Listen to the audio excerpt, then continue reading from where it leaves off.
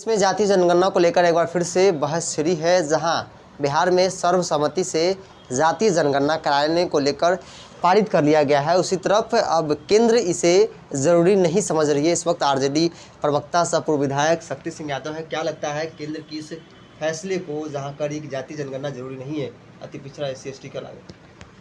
देखिए, जातीय जनगणना नहीं कराने का निर्णय भारत की सरकार ने जो लिया है वो कहीं न कहीं गरीब विरोधी है। जनता दल यूनाइटेड, भारतीय जनता पार्टी विपक्ष के प्रस्तावों पर हाँ भर दी थी। बिहार असेंबली के अंदर संयुक्त रूप से गया था कि जातीय जनगणना देश में हो ताकि शैक्षणिक, आर्थिक, सामाजिक स्थितियों का आकलन हम कर सकें। वास्तविक आकलन के आधार पर देश का बजट का आकार तय हो ताकि उनको हम फ़ायदा पहुंचा सकें। लेकिन देश की सरकार ने कहा कि नहीं, राष्ट्रीय जनता दल इन सवालों पर चुप तो बैठेगी नहीं। हम सड़क से लेकर के सदन तक सवालों को मजबूती के साथ उठाएंगे और स्पष्ट तौर पर कह देना चाहते हैं कि जो छद्म समाजवाद का आवरण ओढ़ कर करके धार्मिक उन्मादी पार्टियों के साथ सत्ता के लालच में बैठे हैं, उनको ही बेनकाब करेंगे कि आखिर आपका कमिटमेंट क्या है। Where commitment gone honourable chief minister of Bihar mister Nitish Kumar ji. जातीय जनगणना पर आपने क्या कहा था सदन के अंदर में? तो सदन के अंदर में आप सत्ता लोलुपता के चलते, सत्ता रसवादन के चलते अपने हर आइडियोलॉजी को तिलांजलि दे दी। लेकिन जातीय जनगणना एक बड़ा सवाल, जो सवाल सदन के अंदर में तत्कालीन यूपीए सरकार में आदरणीय लालू प्रसाद जी ने, मुलायम सिंह जी ने, शरद जी ने, कई ऐसे नेताओं ने मुखरता से इसको उठा कर करके लोकसभा में इसको अंतिम रूप दिया था।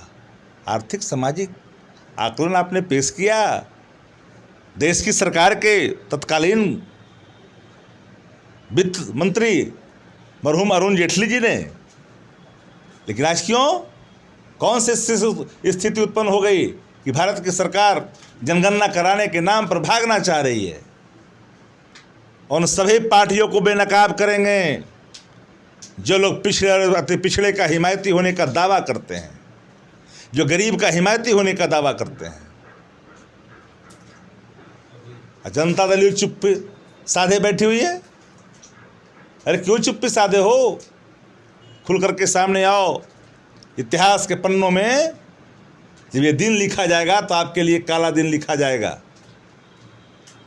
इसलिए जातीय जनगणना पर बता दे कोई कि शिक्षा से, चिकित्सा से, रोजी रोजगार से जो वंचित हैं, अंतिम पंक्तियों में हैं, कितने परिवार ऐसे लोग हैं जिनको एक कमरा है? कितने लोग हैं जो भीख मांग के खा रहे हैं? कितने लोग हैं जो लोग 2 दिन रोटी के लिए तरसते हैं? कितनी आबादी इस देश की है जो दिहाड़ी मजदूरों में काम करता है? इसका आकलन कौन करेगा? वो कौन वर्ग के लोग हैं? आपने आकलन तो पेश कर दिया, लेकिन वो किस जाति के हैं जो भीख मांगने वाले लोग हैं? वो किस जाति के हैं जो दिहाड़ी मजदूर हैं? वो किस जाति के हैं 30% आबादी वाले लोग जो कृषि पर आधारित हैं? वो कौन है 13% से अधिक संख्या वाले लोग जिनको एक कमरे में पूरे परिवार को जीवन यापन करना पड़ता है? जातीय जनगणना ऊंट का, चीता का, घोड़े का, शेर का, बाघ का, सबका, मोर का, मोरनी का, सबका आकलन कर लिया आपने, जाति का नहीं करेंगे? ये कैसे संभव है?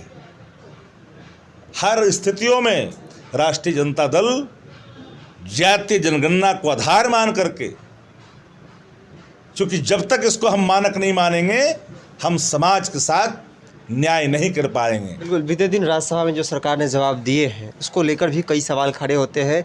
ऑक्सीजन की कमी से लोगों की मौतें नहीं हुई है। बिहार में आप भी रूबरू होंगे, अपने क्षेत्र की ही बात कर ली जाए। ये देखिए, बेशर्मी भरा बयान है। चाहे राज्य सरकार के मंत्री, स्वास्थ्य मंत्री बोल रहे हो कि भारत सरकार के राज्य मंत्री बोल रहे हो सदन के अंदर में, हमें लगता है रोंगटे खड़े करने वाले वो दृश्य आज भी विजुअल में ताजे हैं। कई मीडिया कर्मी, कई लव प्रतिष्ठित पत्रकार, कई डॉक्टर्स, कई सामाजिक कार्यकर्ता, कई नेता संक्रमण के कारण दुनिया छोड़ के चले गए।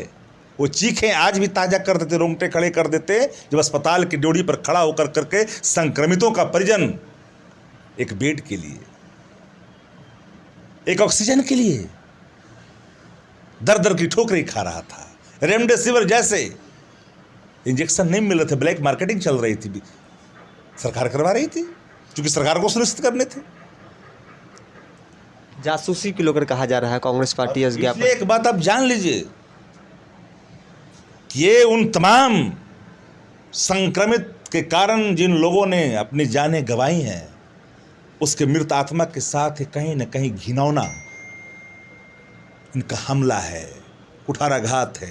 तैरती हुई लाशें, अनआइडेंटिफाइड, गंगा के पानियों में रोंगटे खड़े कर देने वाली सरकार की लापरवाही की प्रकाष्ठा को कहीं न कहीं बयां करती थी। अंतिम सवाल, जासूसी को लेकर कांग्रेस पार्टी आज ज्ञापन सौंपी है राज्यपाल को। निश्चित तौर पर जासूसी एक बड़ा सवाल है। ये फंडामेंटल राइट पर कहीं न कहीं हमला है। हम बेडरूम में क्या करते हैं, ताक झाक करने की अधिकार आपको किसने दिया?